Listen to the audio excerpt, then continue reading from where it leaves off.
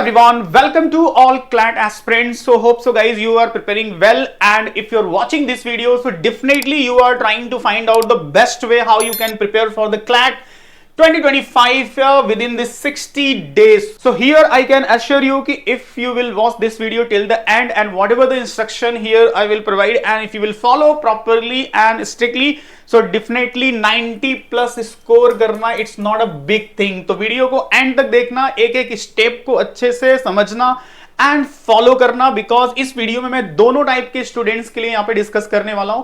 जो students last 1 year से prepare कर रहे हैं but they are not scoring better in a mock test, it means 50-60 से एबव नहीं जा पा रहे, 50-60 प्लस से एबव नहीं जा पा रहे हैं, और जिन ऐसे स्टूडेंट जिन्होंने जस्ट अभी 2-3 मंथ बिफोर अपना प्रिपरेशन स्टार्ट किया and even they want to get a better score, it means 90 plus score they want to in a CLAT exam, तो उनके लिए भी ये स्ट्रैटेजी काफी हेल्पफुल रहेगा. तो हर एक स्टेप को अच्छे से समझना, फॉलो करना, जो भी इंस्ट्रक्शन यहां पे मैं डिस्कस करने वाला हूं ये आपके लिए काफी हाईली बेनिफिशियल है. तो वीडियो को एंड तक देखना, और वीडियो अच्छा लगे तो लाइक कर लेना, और चैनल को सब्सक्राइब कर लोगे तो एडिशनल जो भी क्लैट रिलेटेड इंफॉर्मेशन हैं आपको मिलते रहेंगे. तो देखो यहां पे मैंने दोनों के लिए स्ट्रैटेजी बनाया. फॉर एग्जांपल स्टूडेंट जो लास्ट 1 ईयर से प्रिपरेशंस कर रहे हैं बट अभी भी काफी बेटर स्कोर नहीं कर रहे हैं, थोड़ा सा डिमोटिवेट है कि कैसे करें, इन 60 डेज को कैसे यूटिलाइज करें कि 90 प्लस स्कोर काफी बेटर स्कोर कर सके, जिससे कि टॉप एनएलयूज को कन्वर्ट कर सके.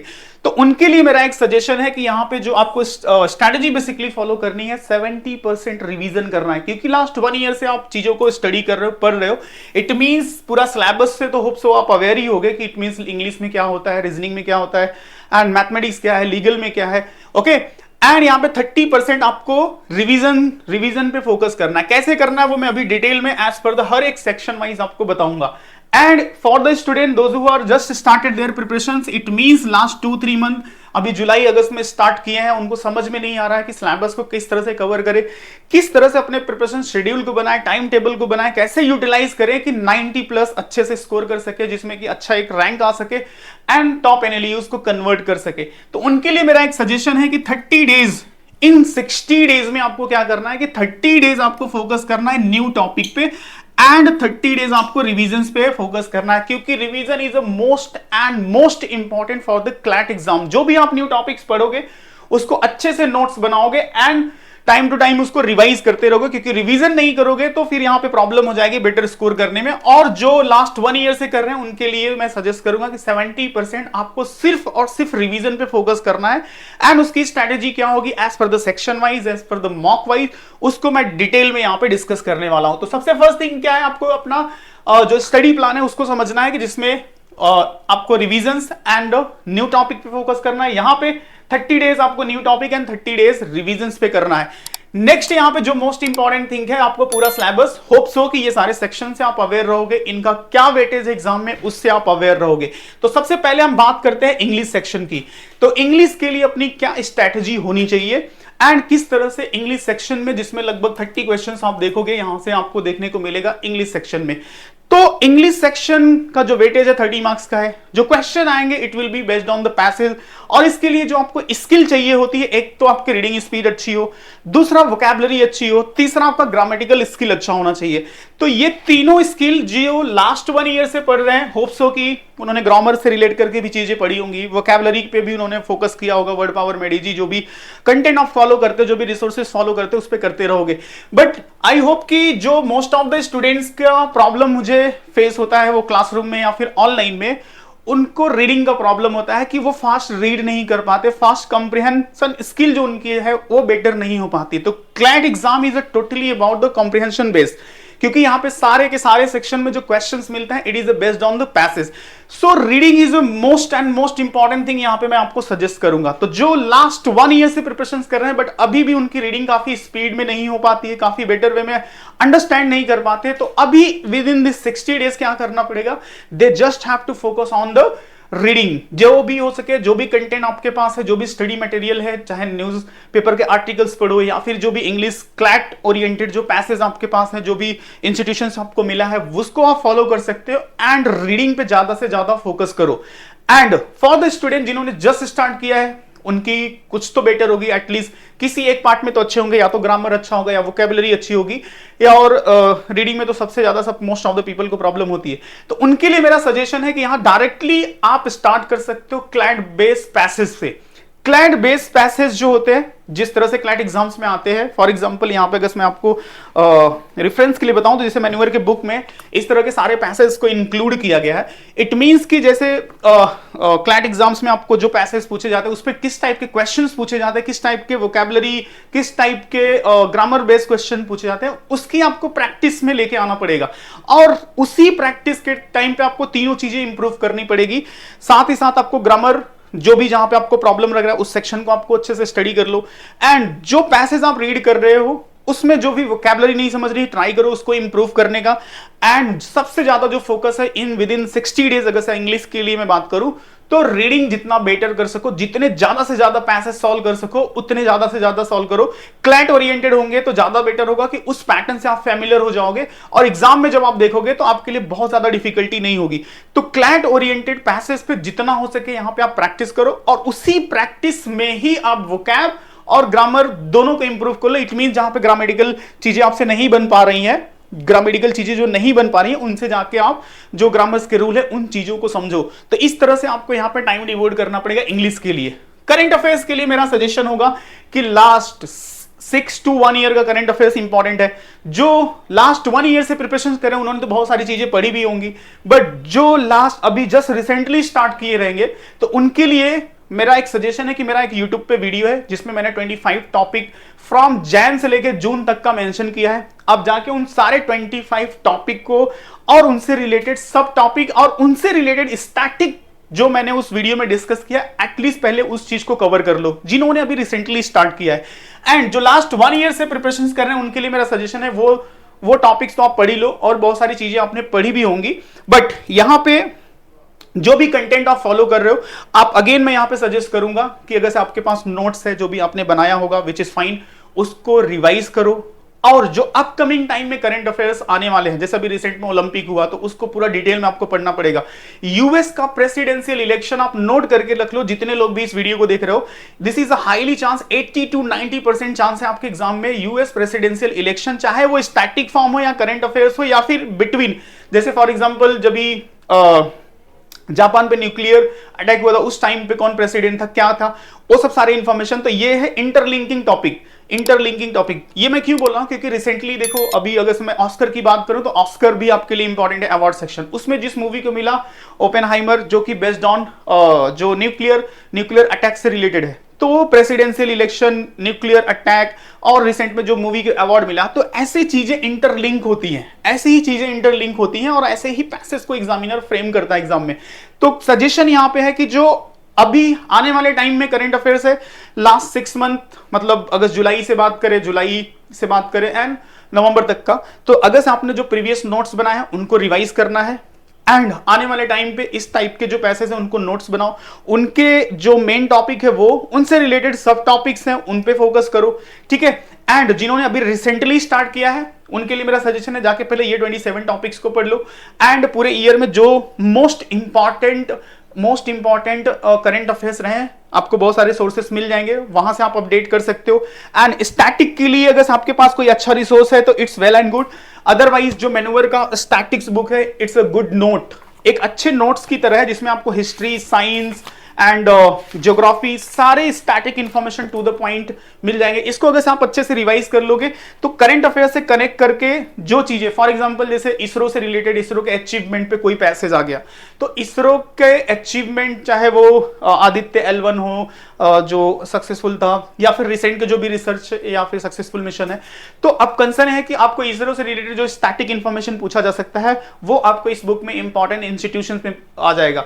या फिर वाटर क्राइसिस रिपोर्ट हो, या फिर हेल्थ रिपोर्ट हो, जेंडर गैप रिपोर्ट हो, जैसे जो चीजें पब्लिश हुई हैं, तो ये तो करंट अफेयर्स में हो गया जो कि आपको पढ़ना है। उसके बाद जो इंस्टीट्यूशन इसको रिलीज करता है, जो इंस्टीट्यूशन रिलीज करता है उसका हेडक्वार्टर कहां पे, उसका फॉर्मेशन कभी हुआ था, तो इस टाइप के इंफॉर्मेशन आपको स्टैटिकली पढ़ना पड़ेगा।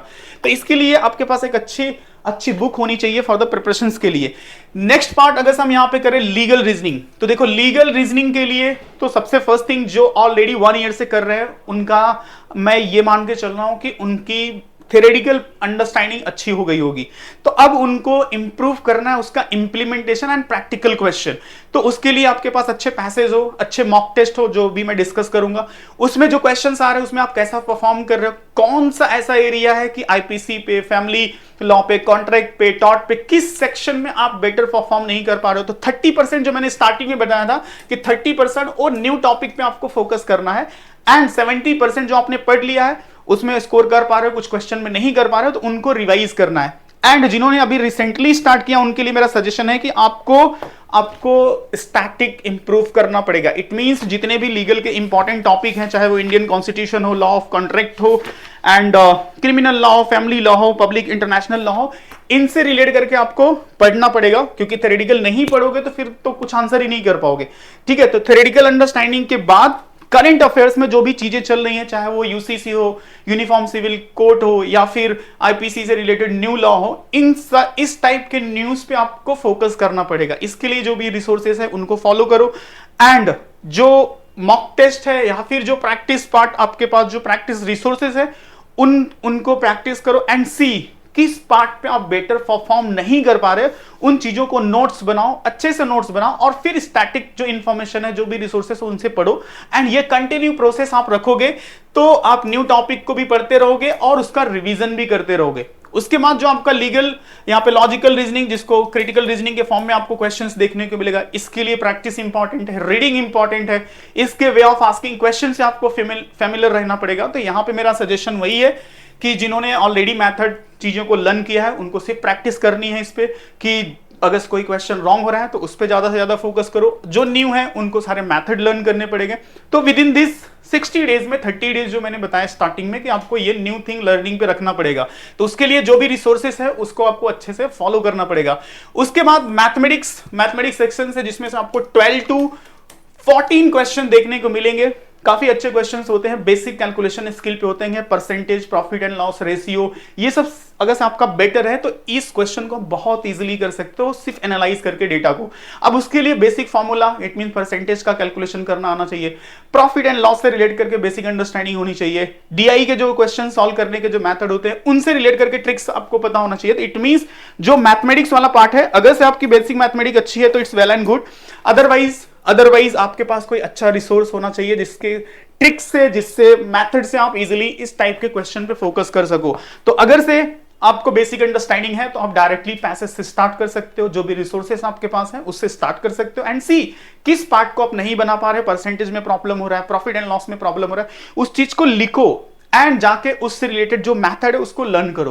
तो ये इस तरह से अगर आप स्टडी करोगे, अपने वीक एरिया को फाइंड आउट करोगे, अपने स्ट्रॉन्ग एरिया को फाइंड आउट करोगे, चाहे आपने रिसेंटली अभी प्रिपरेशन स्टार्ट किया हो या चाहे 1 ईयर से स्टार्ट कर रहे हो, अगर से if you want to get a better score, तो ये चीजें आपको एनालाइज करनी पड़ेगी और इसके लिए आपके पास अच्छा रिसोर्स होना चाहिए आपको स्टडी करने के लिए। नेक्स्ट है आपके पास मॉक टेस्ट, बहुत इंपॉर्टेंट है। इसमें सबसे ज्यादा जो मुझे क्वेश्चंस आते हैं स्टूडेंट के, चाहे वो जिन्होंने 1 ईयर पहले से स्टार्ट किया हो, चाहे रिसेंटली स्टार्ट किया हो, उन सब का एक ही क्वेश्चन होता है कि सर 30 के ऊपर नहीं जा रहा है, 40 के ऊपर नहीं जा रहा है, 50 के ऊपर नहीं जा रहा है। ठीक है, ये आप चाहो तो बहुत सारे पॉडकास्ट है हमारे YouTube चैनल पे जाके देख सकते हो। तो ऐसे बहुत सारे पॉडकास्ट मिल जाएंगे जिन्होंने टॉप किया है, जिनका इनिशियली मॉक टेस्ट में काफी अच्छा परफॉर्म नहीं होता, वो पहले ही डिमोटिवेट हो जाते हैं।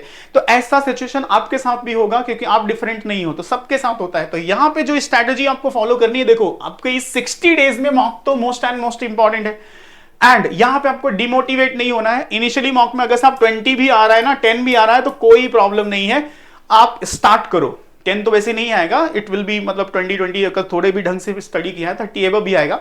सो ऐसे सिचुएशन में आपको अगर से मार्क्स कम आ रहे हैं तो देखो इनिशियली फर्स्ट से लेकर के 10 मार्क्स तक हो सकता है कि आपके अच्छे स्कोर ना आए, मतलब 10 तक जाओ फिर भी आपको 50-60 ही आ रहा है, तो फिर भी इट्स बेटर स्कोर, आपको डरना नहीं है। आप उस 10 में ट्राई टू फाइंड आउट कि किस सेक्शन पे आप परफॉर्म नहीं कर पा रहे हो, कौन सा सेक्शन है जो आपको परेशान कर रहा है, जहां से क्वेश्चन आप नहीं बना पा रहे हो, उस पे फोकस करने का कंटिन्यू ट्राई करो। एंड ग्रेजुअली आप देखोगे कि 10 के बाद जब आप जाओगे ना 20 या फिर उसके अबव, आपका स्कोर ऑटोमेटिक बेटर हो जाएगा, क्योंकि इतनी अंडरस्टैंडिंग आपको हो गई रहेगी कि आप पैटर्न से फेमिलियर हो जाओगे, टाइप ऑफ क्वेश्चन से फेमिलियर हो जाओगे। एंड जो भी आपका वीक एरिया रहेगा, उस वीक एरिया को अगर से आपने स्ट्रैक्टली अच्छे से अपडेट किया है, ऑनेस्टली किया है, ईमानदारी से अच्छे से किया है, तो आप काफी अच्छा स्कोर करना स्टार्ट कर दोगे। उसके लिए जो मैं यहां पे आपको सजेस्ट करूंगा कि आपको mock test is the most important part. तो अगर से आप मैन्यूवर के आप पोर्टल पे जाओ, तो आप manuver.edu.com और यहां पे जाकर के आप बाय ऑनलाइन सेक्शन में जाओगे, तो यहां पे देखो आपको मॉक टेस्ट देखने को मिल जाएगा। तो ये जो 20 मॉक टेस्ट है, मॉक टेस्ट बूस्टर, अगर इस 20 मॉक टेस्ट को आपने फर्स्ट से 20 तक अच्छे से एक ऑनेस्ट वे में और स्ट्रैक्टली एक डिसिप्लिन मैनर में अटेम्प्ट किया। डिसिप्लिन मैनर में क्यों बोल रहा हूं? It means first mock test आपने दिया, आपका स्कोर बेटर नहीं हुआ, then you have to focus on your weak area. इस तरह से आप करते जाओगे and till the last mock test I can assure you 90 plus आपका स्कोर आ जाएगा।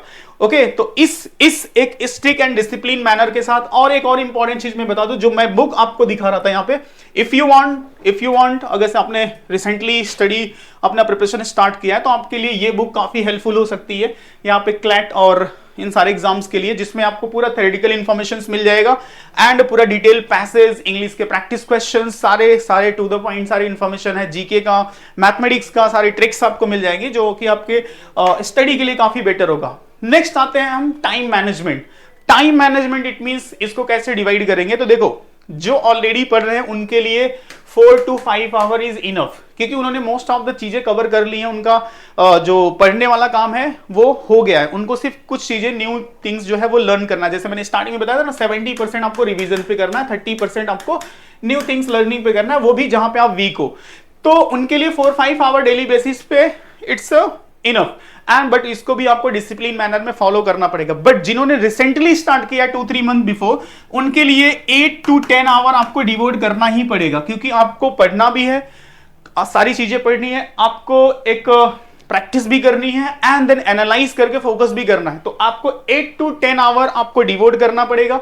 इसको आप पूरे दिन में 2 से 3 पार्ट में डिवाइड कर लो, क्योंकि एक साथ आप 2 से 3 घंटा से ऊपर जाओगे तो आपका दिमाग जो है वो खुद भी हैंग होने लगता है, तो आप चीजों को उतने बेटर वे में ग्रैप नहीं कर पाओगे। तो मेरा सजेशन है कि 2 to 3 आवर्स का स्लॉट बना लो, मॉर्निंग हो गया, आफ्टरनून हो गया, इवनिंग हो गया, इस बेसिस पे आप चीजों को डिवाइड कर लो। और अगर इस पे भी आपको है कि मॉर्निंग में क्या पढ़े, आफ्टरनून में क्या पढ़े, इवनिंग में क्या पढ़े, तो आप कमेंट में पूछ सकते हो, वहां पे हम आपको बेटर वे में सजेस्ट कर देंगे। और अगर बहुत सारे स्टूडेंट की ऐसी क्वेरी है तो definitely we will make the video कि आपको किस तरह से इंग्लिश को कभी रखना चाहिए, मैथमेटिक्स को कभी रखना चाहिए, रीजनिंग को कभी रखना चाहिए, ये भी हम टाइम टेबल आपको प्रोवाइड कर देंगे। अगर ऐसा क्वेरी रहेगा तो आप कमेंट में पूछ सकते हो। तो टाइम मैनेजमेंट आपको इस तरह से बना लेना है, और इसमें कोई भी डिस्ट्रक्शन नहीं चलेगा। अगर डिस्ट्रक्शन करते हो, मोबाइल फोन रखते हो, दोस्त का कॉल आ गया, चले गए, और चलो ठीक है आज नहीं 8 आवर दे पाया तो कल दे देंगे, इस तरह से अगर फॉलो करोगे तो कुछ नहीं होने वाला है, कोई भी बेटर स्कोर नहीं करोगे। यहाँ पे जितना भी मैं आपको सजेस्ट कर रहा हूँ इसका कोई ज्यादा बेनिफिट नहीं होगा। तो आपको एक डिसिप्लिन स्ट्रिक्ट इस टाइम टेबल के साथ एकदम स्टिक होके फॉलो करना पड़ेगा, then you can score better. And last and most important thing कि आपको पॉजिटिव रहना है, चाहे स्कोर कम आए, मॉक में कम आ रहा है, ऐसा नहीं कि एकदम नेगेटिव हो जाना है। आप बहुत 1 ईयर पहले से प्रिपरेशन कर रहे हो, फिर भी आपका स्कोर बेटर नहीं आ रहा है तो एकदम डिमोटिवेट हो जाओ, ऐसा नहीं करना है। इन 60 डेज में सारी नेगेटिविटी को उठा के बाहर फेंक दो। जो आपके पास पॉजिटिव थिंग्स है, जो मटेरियल है, पॉजिटिविटी के साथ पढ़ो। पॉजिटिविटी के साथ रहोगे तो पॉजिटिव एनर्जी आपके पास रहेगी, और आपका जितना भी चीजें पढ़ोगे उतना अच्छे से ग्रैप कर पाओगे। और जब धीरे धीरे मार्क्स बेटर होंगे तो आप खुद भी देखोगे कि आपके अंदर एक मोटिवेशन आएगा कि नहीं, you are doing better than before. ठीक है, तो एक पॉजिटिविटी अपने अंदर रखो, नेगेटिविटी को दूर रखो, और एकदम काम रहो। हो सके तो थोड़ा मेडिटेशन करो, एंड थोड़ा भी वरी मत रखो क्या होगा जो भी होगा इन 60 डेज में, जो भी आप एफर्ट दोगे वो आपको लाइफ टाइम काम आने वाली चीज है, क्योंकि यहाँ पे आपकी रीडिंग भी अच्छी होने वाली है, यहाँ पे आपकी वोकैबुलरी भी अच्छी होने वाली है, और एक बेटर अंडरस्टैंडिंग आप यहाँ पे डेवलप करोगे।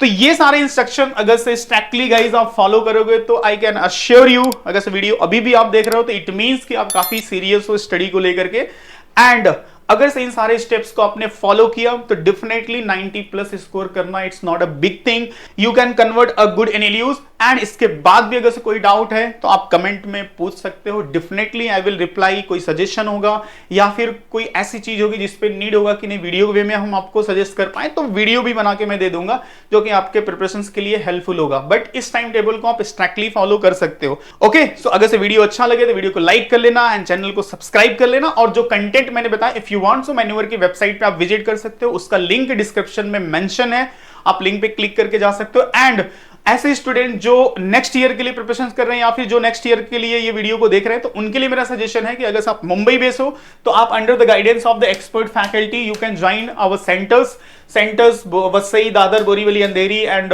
Pune. So you can call on this number. हमारे काउंसलर इन बेस्ट वे आपको गाइड कर देंगे, आपको सारे information related to exams, about the batches, everything they will provide. And if you want live, अगर से आप आउट ऑफ मुंबई हो, महाराष्ट्र हो, सो आप हमें लाइव के लिए ज्वाइन कर सकते हो। यहाँ पे नंबर है and you can call on the number. Again counsellor आपको गाइड कर देंगे, everything you will get for your preparations. Okay, so these are the information related to your preparations and how you can get better score within the 60 days। So hope so अगर से आप strictly follow करोगे तो definitely you will get a better score. Okay, see you in next video. Till the time just revise and practice. जय हिंद।